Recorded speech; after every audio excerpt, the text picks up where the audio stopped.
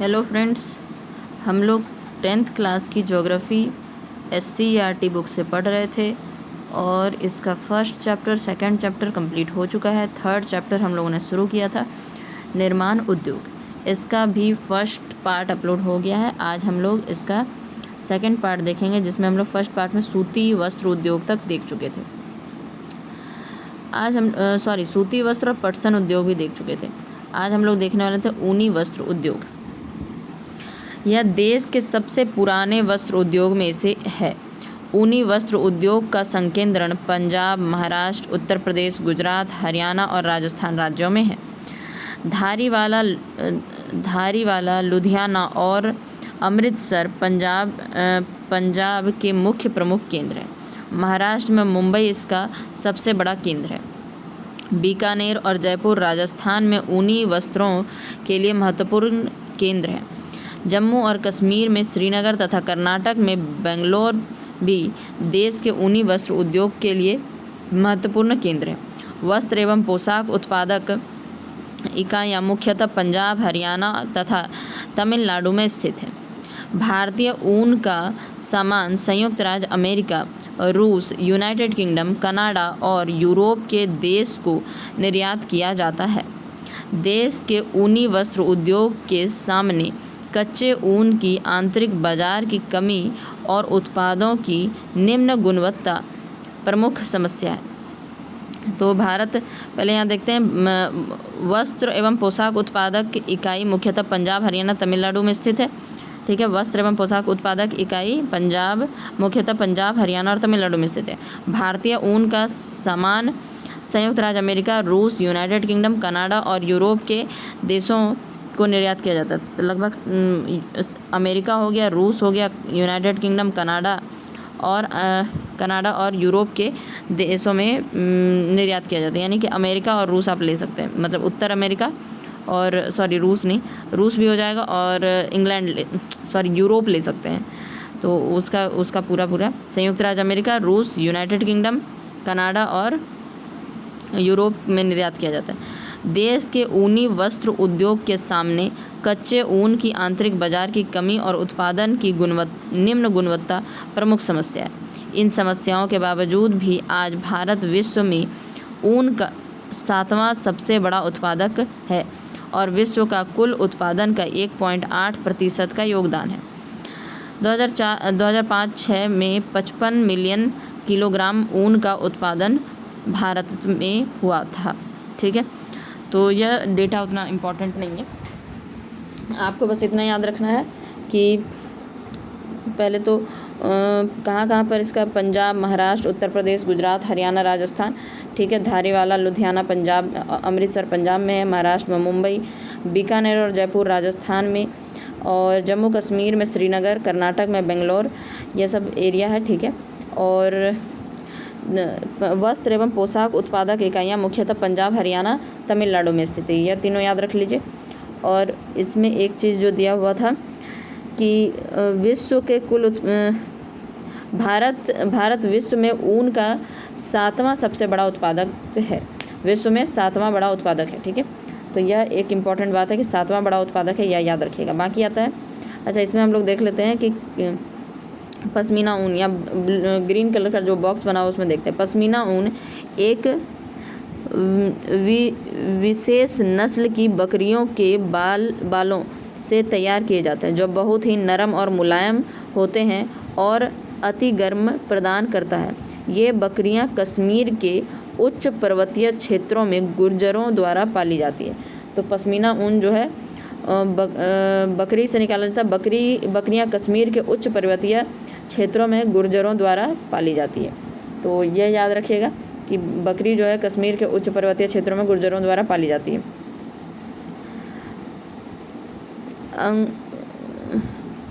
अंगूरा का ऊन खरगोश के रोए से प्राप्त होता है। तो याद रखिएगा, अंगूरा का ऊन जो है खरगोश के रोए से प्राप्त होता है। पश्मीना ऊन जो होता है बकरी के रोए से प्राप्त होता है, और अंगूरा ऊन जो है वह खरगोश के रोए से प्राप्त होता है। अब रेशम वस्त्र के बारे में पढ़ते हैं। भारत प्रारंभ से रेशम से बनी वस्तुओं के उत्पादन के लिए विश्व प्रसिद्ध रहा है। देश में 4 प्रकार के रेशम मलबरी, तसर, ईरी और मूंगा पैदा की जाती है। तो चारों रेशम का प्रकार याद रखिएगा, मलबरी, तसर, ईरी और मूंगा। भारत में रेशम की लगभग 90 मिलें हैं। रेशम की लगभग 90 मिलें हैं। इसके अतिरिक्त कई छोटी और मध्यम इकाई भी रेशमी कपड़ा उत्पादन करने में लगी है। भारत में लगभग 8.5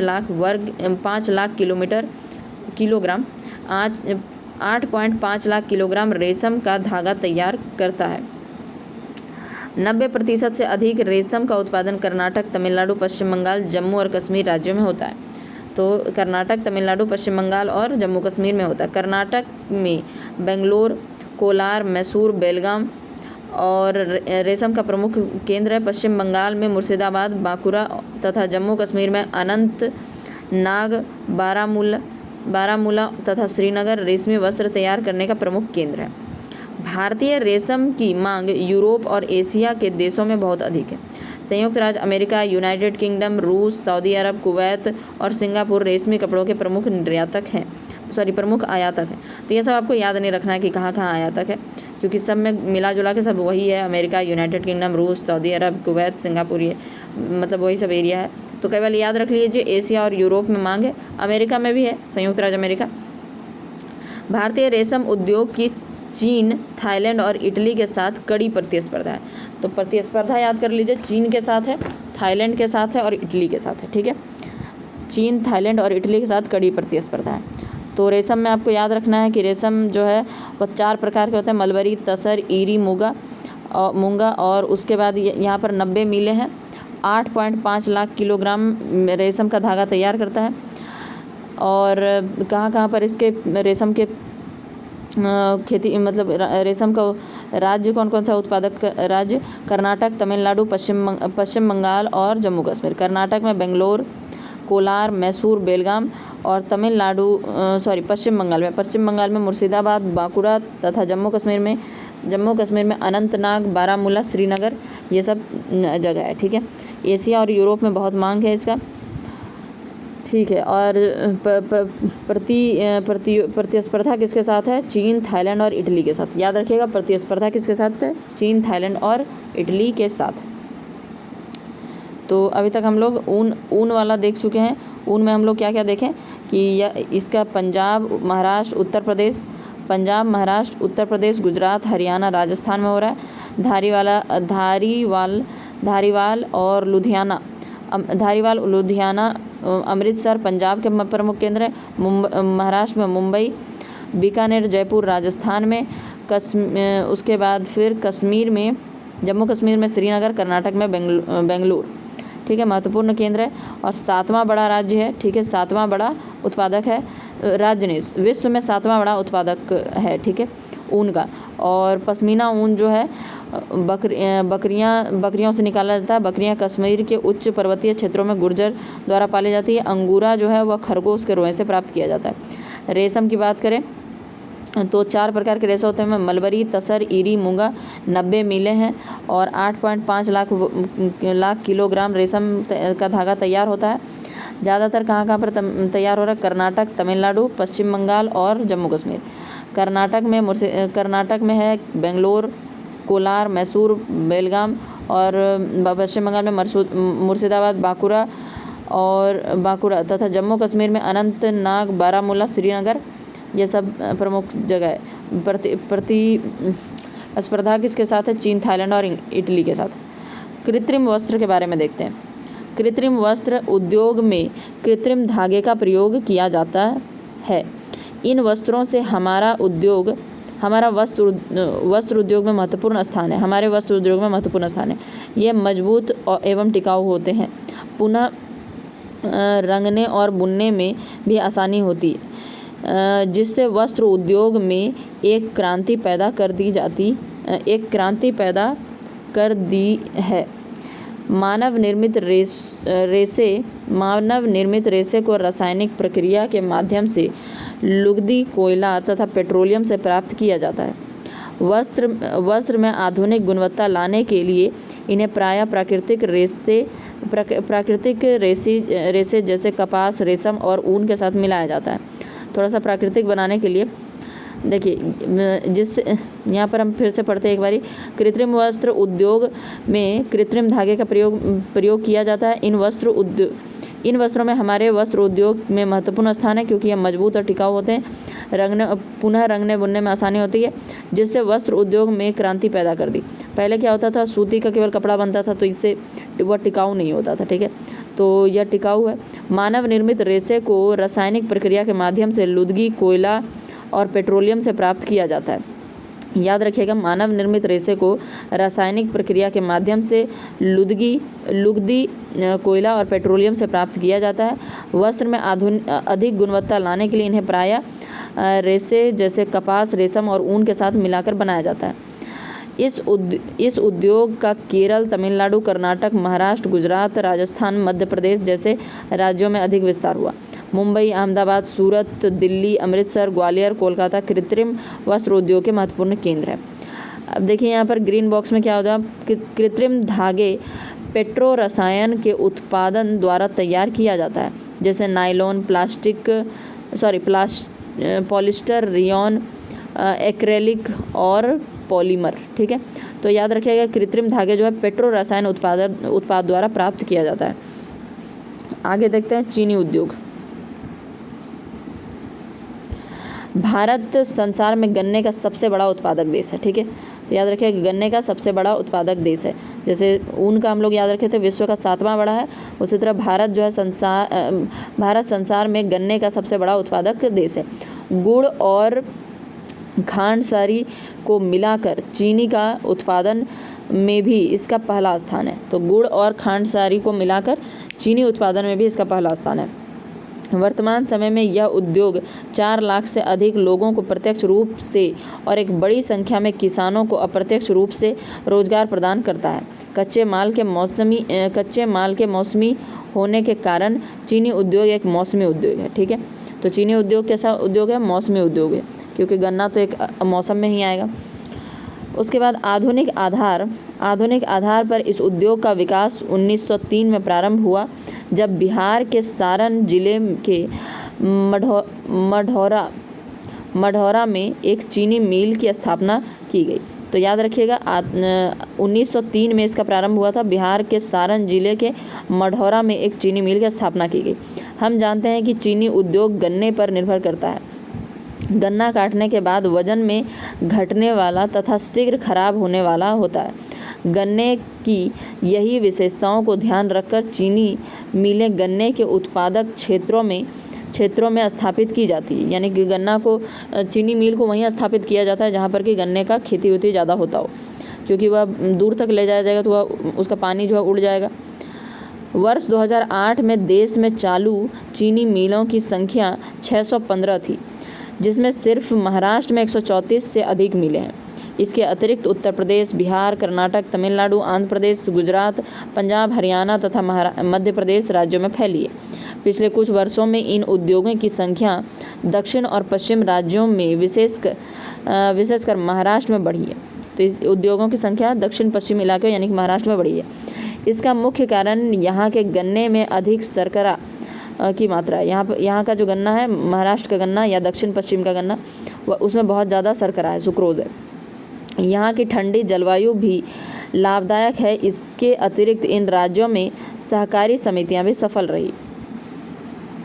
चीनी उद्योग को कई चुनौतियों का सामना करना पड़ रहा है, जैसे इस उद्योग को अल्पकालिक होना, पुरानी एवं परंपरागत तकनीक का प्रयोग, परिवहन अक्षमता से गन्ने का समय पर कारखानों में न पहुंचना तथा खोई का अधिकतम इस्तेमाल न होना। जो वह उसका जो खोई मतलब गन्ने के बाद जो बचने के बाद जो वह बच जाता है, क्या बोलते हैं, रस निकलने के बाद जो बचता है उसी को कहते हैं। खोई का अधिकतम इस्तेमाल ना होना। हड़ताल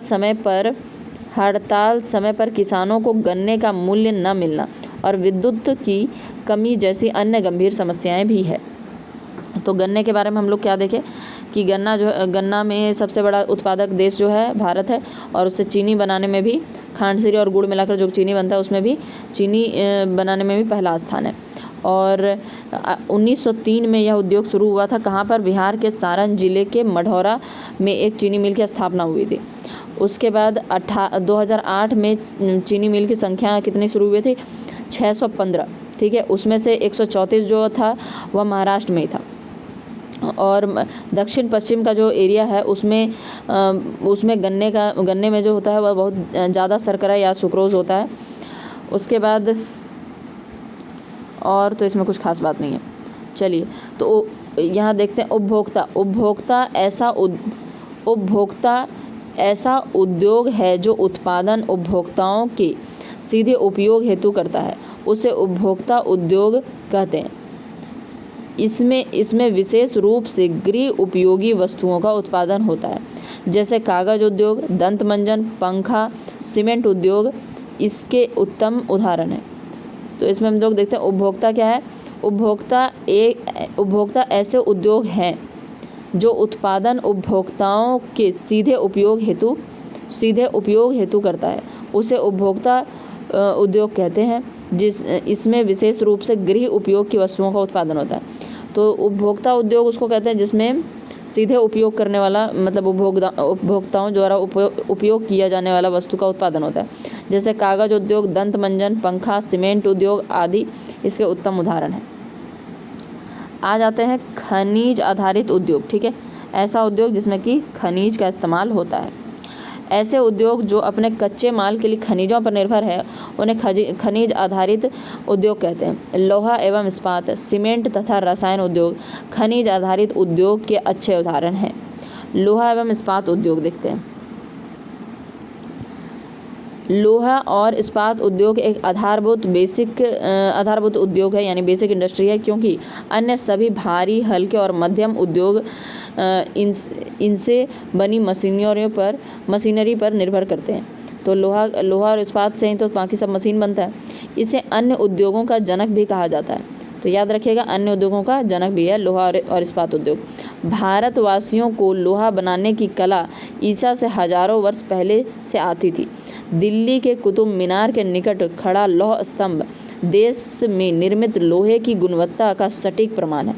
तो दिल्ली के कुतुब मीनार के निकट जो लौह स्तंभ है वह लोहे की गुणवत्ता का सटीक प्रमाण है। दमिश्क की प्रसिद्ध तलवारें भारतीय लोहे से बनाई जाती थी। तो दमिश्क की प्रसिद्ध तलवारें किससे बनाई जाती थी? भारतीय लोहे से बनाई जाती थी। भारत में लौह इस्पात का पहला कारखाना 1830 में पोर्ट नोवा नामक स्थान पर तमिलनाडु में स्थापित किया गया, परंतु स्थायीकरण के अनुकूल कारकों की कमी के कारण इसे बंद करना पड़ा। कहाँ पर खोला गया था? 1830 में पोर्ट नोवा नामक स्थान पर तमिलनाडु में स्थापित किया गया था, पर किसी कारणवश इसको बंद करना पड़ा। आधुनिक लौह इस्पात उद्योग का वास्तविक रूप में प्रारंभ सन 1864 ईस्वी में पश्चिम बंगाल में कुल्टी नामक स्थान पर स्थापित होने के साथ हुआ, और इस्पात का बड़े पैमाने पर उत्पादन सन 1907 में Tata iron and steel company द्वारा साक्वी झारखंड स्थित जमशेदपुर में कारखाने की स्थापना के साथ हुआ। इसके बाद पश्चिम बंगाल में बर्नपुर तथा कर्नाटक में भद्रावती में भी स्वतंत्रता के पूर्व कारखाने लगाए गए। पश्चिम बंगाल में बर्नपुर और कर्नाटक में भद्रावती में भी स्वतंत्रता के पूर्व कारखाने लगाए गए। स्वतंत्रता के बाद विदेशी सहयोग से लौह इस्पात के कई कारखाने लगाए गए। इस समय भारत में 10 बृहद लौह एवं इस्पात संयंत्र है और लगभग 200 छोटे इस्पात संयंत्र है। तो इसमें इम्पोर्टेंट क्या क्या बात था? सबसे पहले तो यह बेसिक इंडस्ट्री है, क्योंकि इसी से बाकी मशीनरी बनता है। इसको बाकी उद्योगों का जनक कहा जाता है। और हम लोग ईसा से हजारों वर्ष पहले लोहा बनाने की विधि जानते थे। कुतुब मीनार के आगे जो कुतुब मीनार के निकट जो लौह स्तंभ है वह देश में निर्मित लोहे की गुणवत्ता का सटीक उदाहरण है। उसका दमिश्क की प्रसिद्ध तलवार जो है वह भी भारतीय लोहे से बनाई गई है। 1830 में पोर्ट नोवा नामक स्थान पे तमिलनाडु में पहला कारखाना स्थापित किया गया था, लौह इस्पात कारखाना, परंतु इसको किसी कारणवश बंद करना पड़ा। आधुनिक रूप से जो लौह इस्पात कारखाना वास्तविक रूप में प्रारंभ हुआ 1864 में हुआ, बंगाल के कुल्टी नामक स्थान पर स्थापित किया गया। उसके बाद 1907 में Tata iron and Tata iron and steel company द्वारा साक्वी या झारखंड स्थित जमशेदपुर में कारखाना का स्थापना किया गया। उसके बाद पश्चिम बंगाल में बर्नपुर और कर्नाटक में भद्रावती में भी स्वतंत्रता के पूर्व कारखाने लगाए गए। ठीक है, कर्नाटक में भद्रावती में स्वतंत्रता के पूर्व कारखाने लगाए गए। स्वतंत्रता के बाद विदेशी सहयोग से इस्पात कारखाने लगाए गए। इसमें 10 बृहद लौह इस्पात कारखाने हैं। तो इसमें हम लोग जो इस्पात कारखाने हैं उसका नाम पढ़ते हैं। पहला है टाटा लौह इस्पात टिस्को जो है झारखंड में जमशेदपुर में है। भारतीय लौह और इस्पात इसको, ठीक है, यह पश्चिम बंगाल के बर्नपुर में है। उसके बाद विश्वेश्वरैया लौह इस्पात कर्नाटक के भद्रावती में, ये तीनों तो देख ही लिए हम लोग। भिलाई लौह एवं इस्पात संयंत्र रूस की मदद से छत्तीसगढ़ भिलाई में लगाया गया। राउरकेला जर्मनी के सहयोग से उड़ीसा में लगाया गया। और दुर्गापुर इस्पात संयंत्र ब्रिटेन की मदद से पश्चिम बंगाल में लगाया गया। बोकारो इस्पात संयंत्र रूस की सहायता से झारखंड के बोकारो में। सेलम इस्पात संयंत्र तमिलनाडु में। विशाखापत्तनम इस्पात संयंत्र आंध्र प्रदेश विशाखापट्टनम में। विजयनगर इस्पात संयंत्र कर्नाटक विजयनगर में। तो देख लेते हैं, टाटा लौह इस्पात जो है वह तो झारखंड के जमशेदपुर में। भारतीय लौह और इस्पात पश्चिम बंगाल के बर्नपुर में। विश्वेश्वरैया लौह और इस्पात कर्नाटक के भद्रावती में। ठीक है, उसके बाद भिलाई लौह इस्पात यह जो है रूस के मदद से छत्तीसगढ़ भिलाई में। राउरकेला जर्मनी की मदद से उड़ीसा में। दुर्गापुर इस्पात संयंत्र पश्चिम बंगाल में लगाया गया ब्रिटेन की मदद से। बोकारो इस्पात संयंत्र रूस की मदद से झारखंड बोकारो में लगाया गया। सेलम जो है तमिलनाडु सेलम में। विशाखापट्टनम आंध्र प्रदेश विशाखापट्टनम में। विजयनगर इस्पात संयंत्र कर्नाटक विजयनगर में।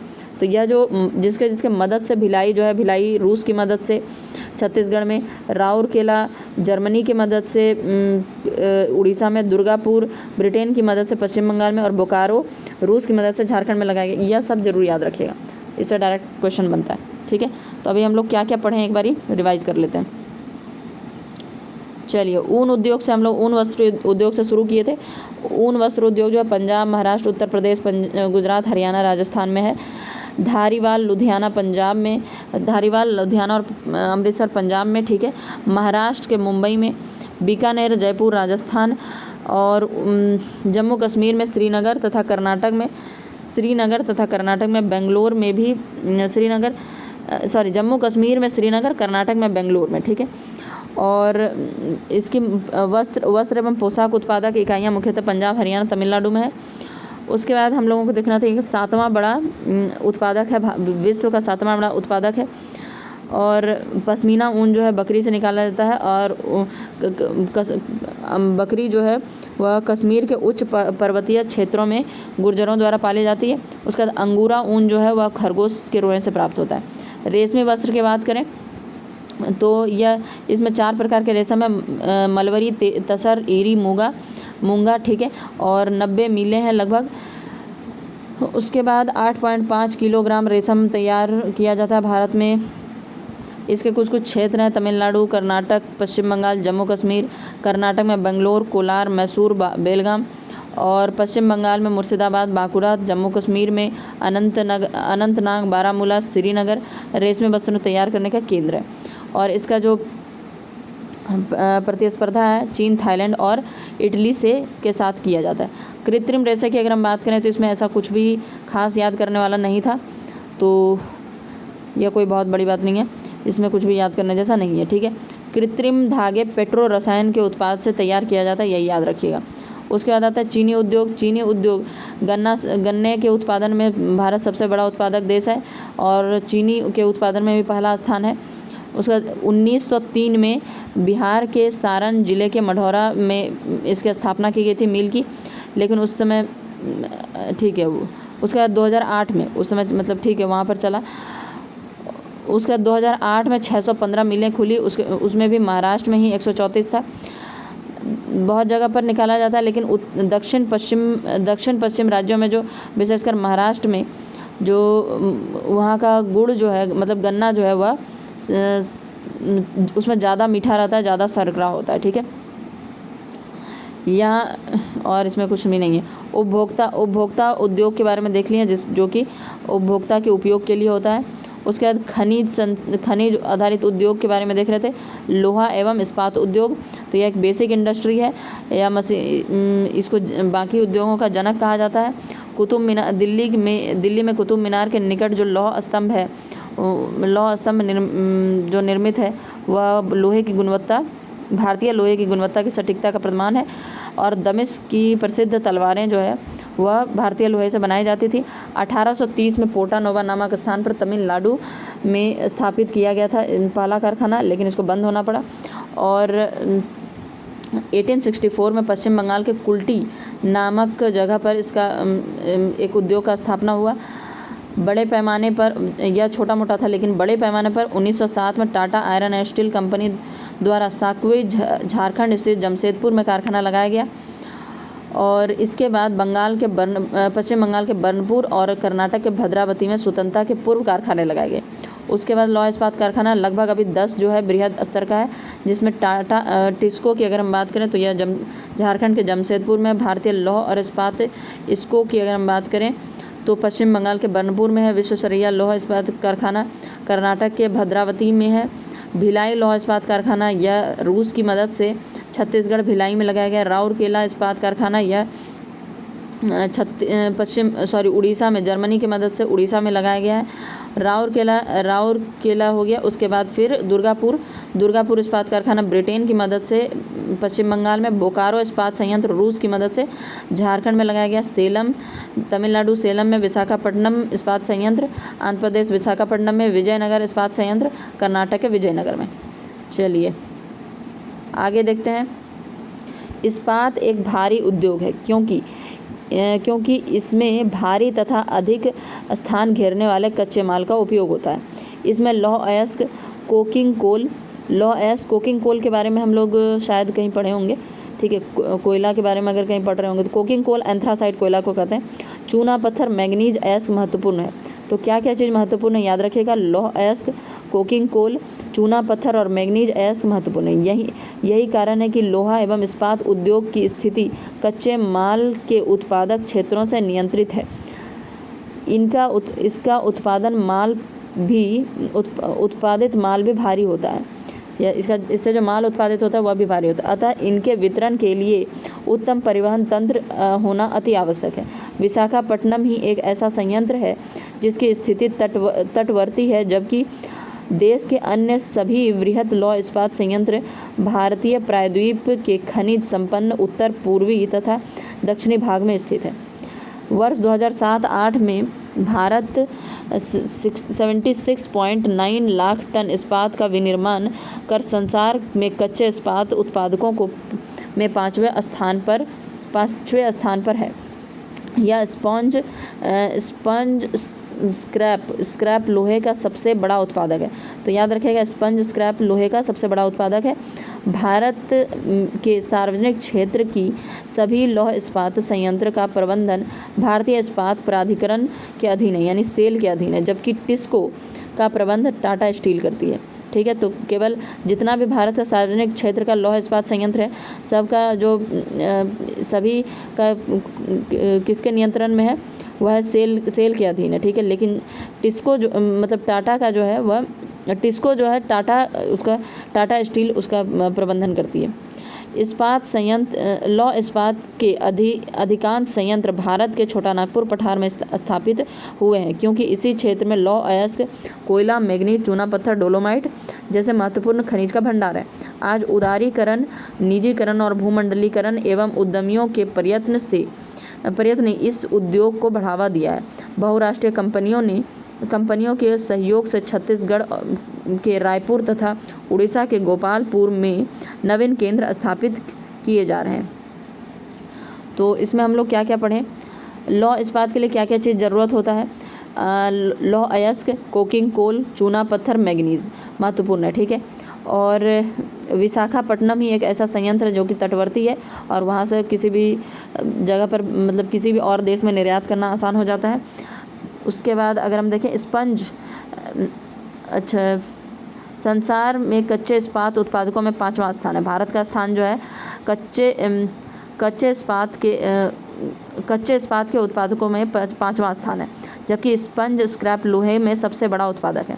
तो कच्चे इस्पात में 5वां स्थान, स्पंज आयरन में उसका उत्पादक जो है सबसे बड़ा है।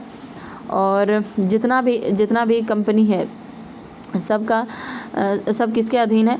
वह सेल के अधीन है, लेकिन टिस्को जो है वह टाटा स्टील का उसका प्रबंधन करती है।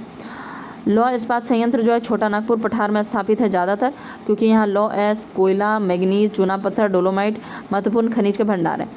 और बहुराष्ट्रीय कंपनियों के सहयोग से छत्तीसगढ़ के रायपुर तथा उड़ीसा के गोपालपुर में नवीन केंद्र स्थापित किए जा रहे हैं। तो बहुराष्ट्रीय कंपनियों की मदद से क्या हो रहा है कि छत्तीसगढ़ के रायपुर में और उड़ीसा के गोपालपुर में नया केंद्र स्थापित किया जा रहा है। जमशेदपुर को भारत का क्या कहते हैं, कुछ तो कहा जाता है, यहाँ पर लिखा हुआ है लेकिन यहाँ दिखाई नहीं दे रहा ग्रीन बॉक्स में। जमशेदपुर को भारत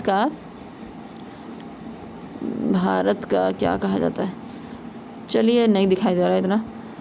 तो छत्तीसगढ़ के रायपुर और उड़ीसा के गोपालपुर में नवीन केंद्र स्थापित किए जा रहे हैं बहुराष्ट्रीय कंपनियों के द्वारा, यह याद रखिएगा।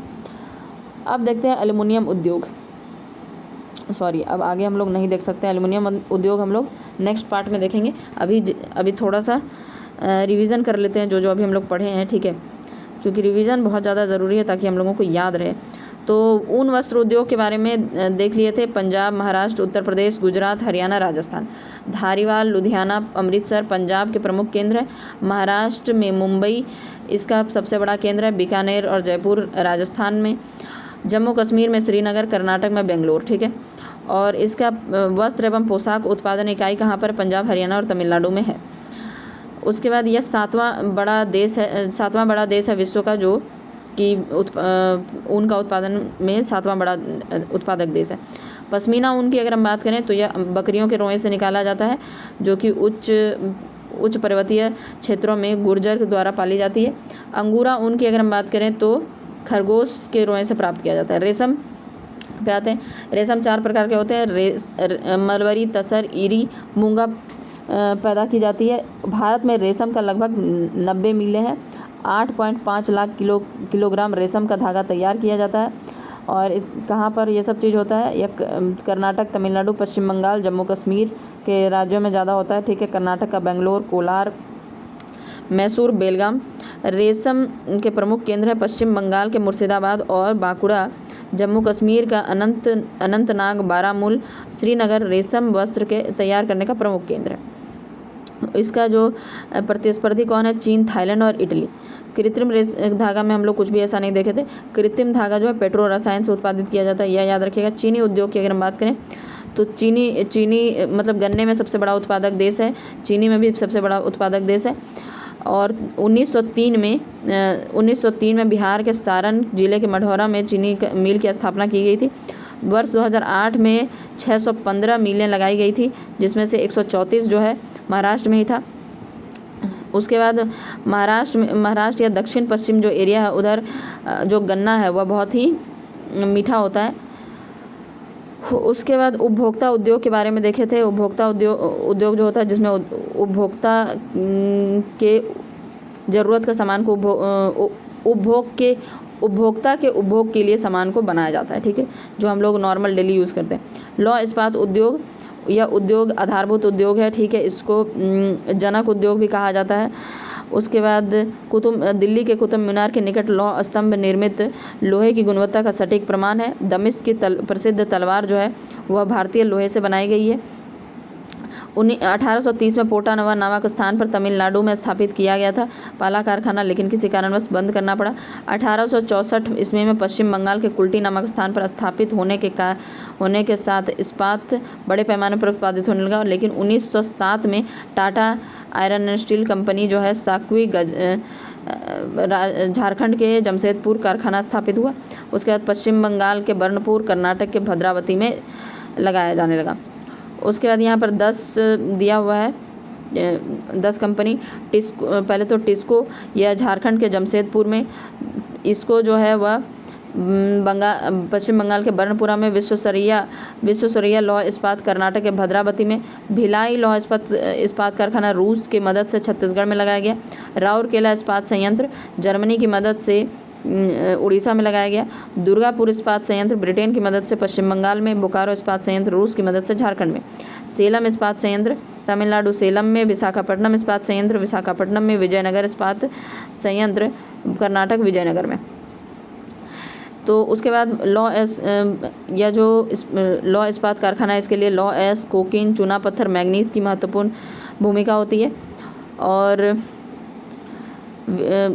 विशाखापट्टनम एक ऐसा संयंत्र है जो कि तटवर्ती इलाके में है। उसके बाद हम लोग देखेंगे कि कच्चे इस्पात उत्पादक में भारत जो है 5वें स्थान पर है, जबकि स्पंज आयरन में इसका उत्पादन जो है पहले स्थान पर है विश्व में। भारत में जितना भी लौह इस्पात कारखाना है उसका वह किसके अधीन है? सेल के अधीन है, ठीक है। और टिस्को जो है वह टाटा उसका प्रबंधन करती है। उसके बाद इसमें ज़्यादातर जो उद्योग लगा हुआ है छोटा नागपुर में स्थापित है, क्योंकि यहाँ पर लौह कोयला, मैग्नीज, चूना पत्थर, डोलोमाइट सब कुछ सारे महत्वपूर्ण खनिज यहाँ पर मिल जाते हैं। तो अब हम लोग नेक्स्ट पार्ट में एल्युमिनियम उद्योग के बारे में पढ़ेंगे। आज के लिए इतना रहने देते हैं। Thank you.